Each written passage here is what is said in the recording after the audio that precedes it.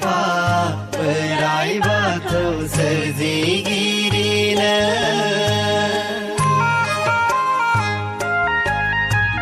दिन्थिहरदो अननानै जोंनो आफा सोरांनि लामा दिन्थिहरदो अननानै।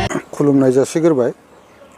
दिनैनि जि गलाघाट जिल्ला गागि लाइमोन आरो माइनावनि खुंगा 80थि बोसोरसालिया 3 बोसोरारि जथुमा बेयो गिबि हाबाफारि गिबि सान हिसाबै जोंनि जि हाबाफारि दं दासिमहालागै जालांजोबबाय।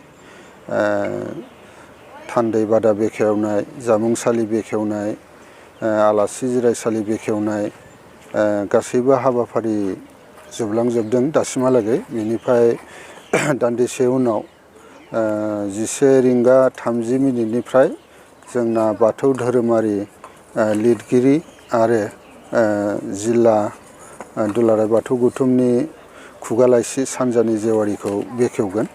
बेयाव जोंना गोबां आलासिफोरखौ लेंहरखादों। बे महरै दिनैनि खुगा जि लाइसि सानजानि जेवारि बेखौबो बेखेवनाय जागोन आरो जिल्लानि बाथौ धोरोमारि गोबां लिरगिरि बिथांमोनहा बेयाव ज' नुजाथिफैगोन। बिनि उनाव हाबाफारि महरै बाथौ धोरोमारि बादायलायनाय हाबाफारि थागोन।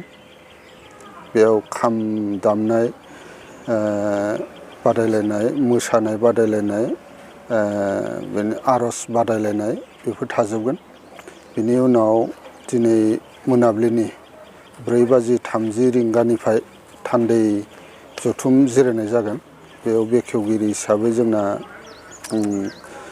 BKWSनि मावफुं सोद्रोमा मानाव गेदेर प्रदिप स्वर्गियारि बिथाङा थादेरगोन। दिनैनि हाबाफारिया बिसोरनो। गाबोन गेवलां मेल जागोन। गेवलां मेलाव दुलाराय बाथौ गौथुमनि